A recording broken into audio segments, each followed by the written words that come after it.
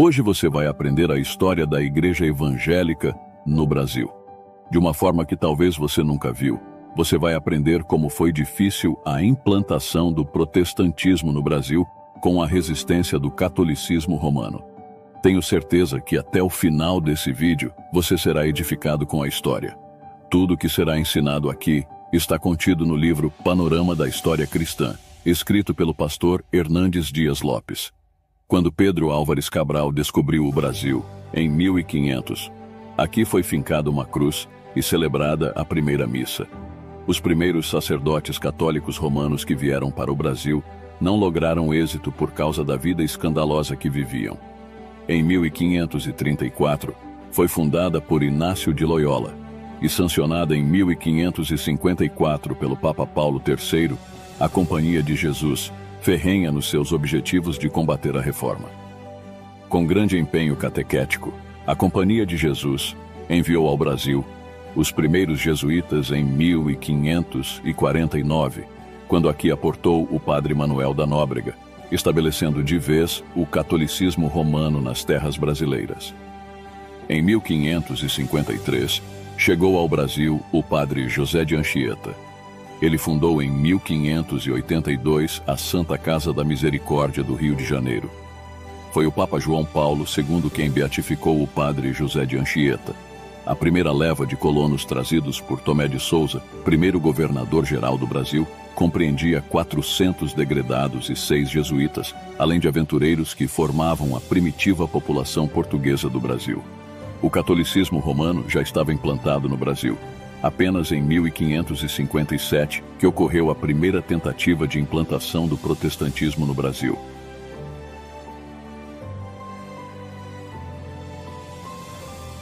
No dia 10 de novembro de 1555, chegou ao Brasil uma expedição comandada pelo francês Nicolas Durand de Villegagnon, vice-almirante da Bretanha, tendo como pretensão fundar uma colônia francesa em terras austrais brasileiras pertencentes a Portugal.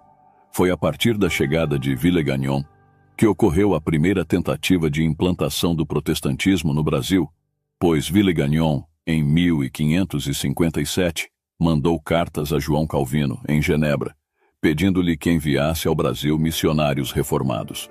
No dia 7 de março de 1557, aportaram no Rio de Janeiro 14 missionários huguenotes, que viram seu trabalho florescer. Muitos colonos e indígenas converteram-se a Cristo. Logo que chegaram, começaram uma igreja. No dia 21 de março de 1557, celebraram pela primeira vez no Brasil a Ceia do Senhor. O governador foi o primeiro a participar da ceia. O ex-frade Jean Cointac, acadêmico da Sorbonne, ainda papista, começou a criticar os ministros calvinistas.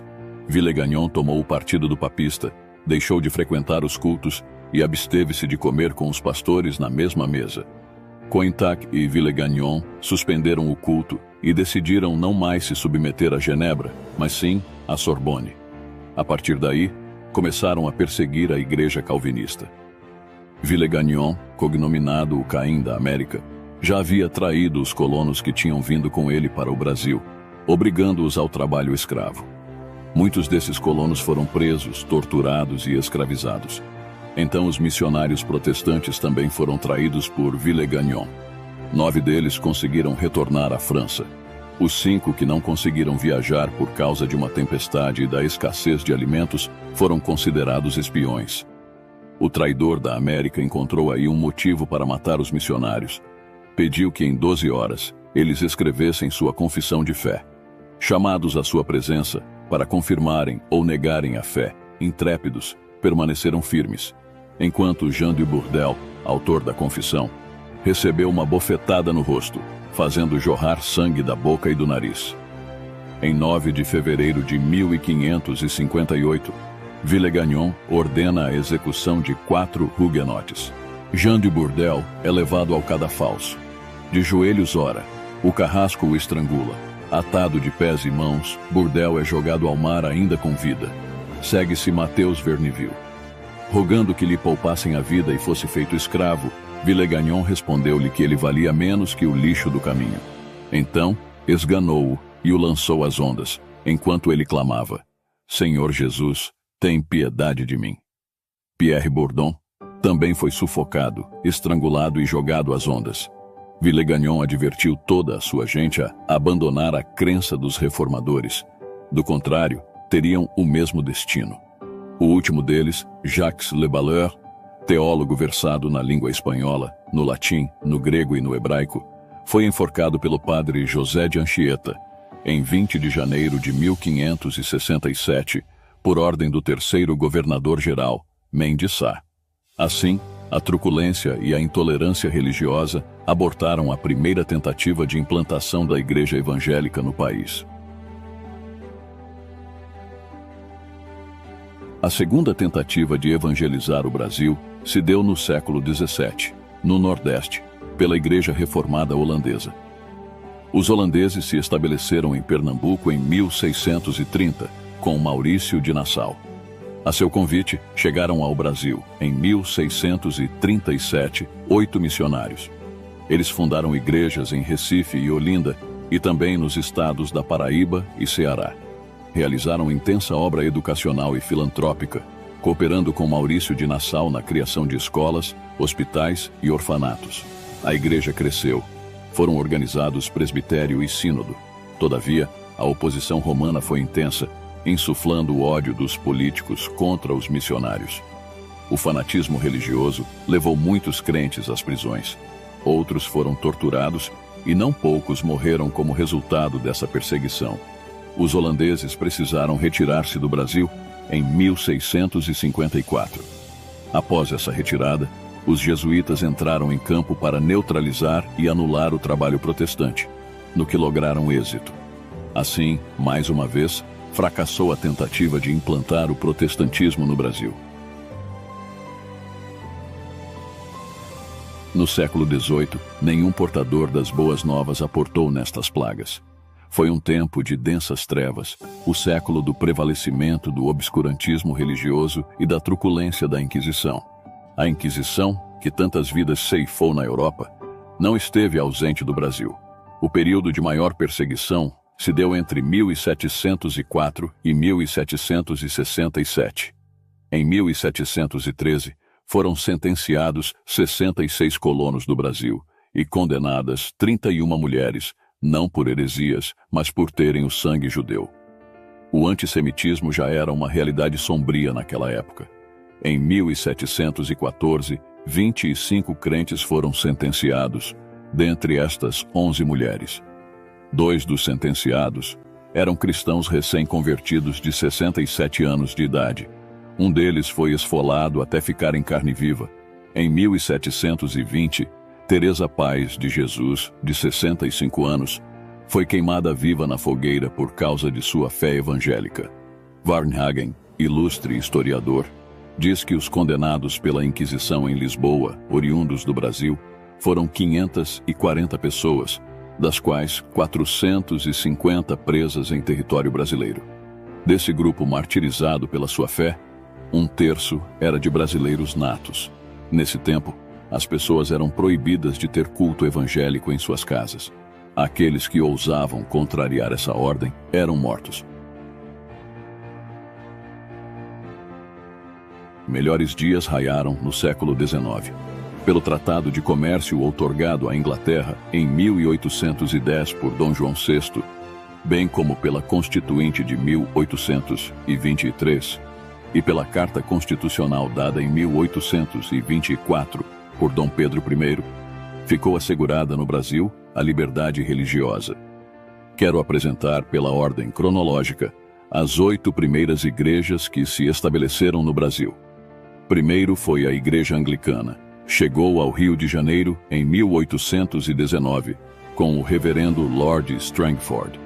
A segunda foi a Igreja Metodista. Chegou ao Rio de Janeiro em 1836, com o reverendo Justin Spalding. Ele organizou na cidade uma animada congregação de 40 pessoas entre os colonos. Vieram depois o reverendo Daniel Kidder e o S.R. Murdy e sua esposa. Eles derramaram no Brasil grandes quantidades de Bíblias, Novos Testamentos e tratados religiosos. A terceira foi a Igreja Luterana Alemã. Chegou ao Brasil em 1845, com o reverendo Neumann.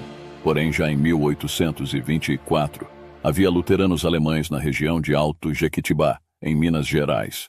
A quarta foi a Igreja Congregacional. Chegou ao Rio de Janeiro em 1855, com o reverendo Robert Kelley e sua esposa, Sarah Poulton Kelley, grande compositora e autora de muitos hinos que cantamos ainda hoje. A quinta foi a Igreja Presbiteriana. Chegou ao Rio de Janeiro em 1859, com o reverendo Ashbel Green Simonton.